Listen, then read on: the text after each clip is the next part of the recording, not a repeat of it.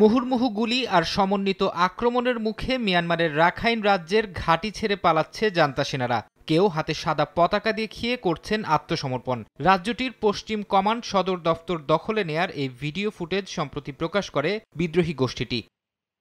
সংবাদ মাধ্যম ইরাবতী জানিয়েছে, গেল ২ মাসের রক্তক্ষয়ী সংঘর্ষের পর শুক্রবার রাজ্যটির অ্যান শহরের পশ্চিম সেনা সদর দফতর দখলে নেয় আরাকান আর্মি। এটি জান্তা বাহিনীর শক্তিশালী ঘাঁটিগুলোর মধ্যে অন্যতম। ঘাঁটি দখলে নেয়ার পর ব্রিগেডিয়ার জেনারেল থাং তুন সহ কয়েকজন সেনা কর্মকর্তাকে আটক করে জিজ্ঞাসাবাদ করেছে বলেও জানায় বিদ্রোহী গোষ্ঠীটি। চীন রাজ্যেও বেকায়দায় পড়েছে জান্তা সেনারা। বিদ্রোহী গোষ্ঠী চীন ব্রাদারহুডের ক্রমাগত হামলার মুখে ১.৫ শতাধিক সেনা ও পুলিশ আত্মসমর্পণ করেছে বলে জানিয়েছে ইরাবতী। তাদের জিজ্ঞাসাবাদ চলছে বলে জানিয়েছে বিদ্রোহী গোষ্ঠীটি।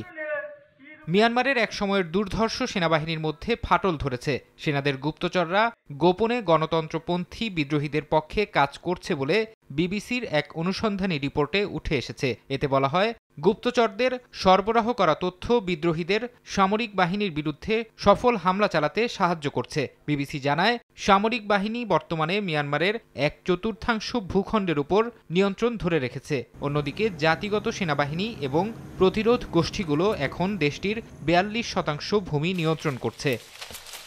ফারহাদ চৌধুরী, সময় সংবাদ।